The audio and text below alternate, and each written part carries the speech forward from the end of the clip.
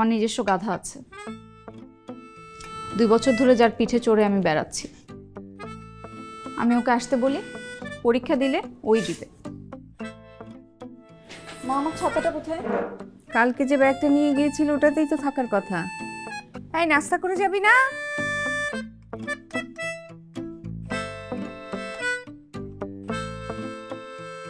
তোমার মেয়ে কি বলে গেল এসব? ওর আবার কিসের নিজস্ব গাধা?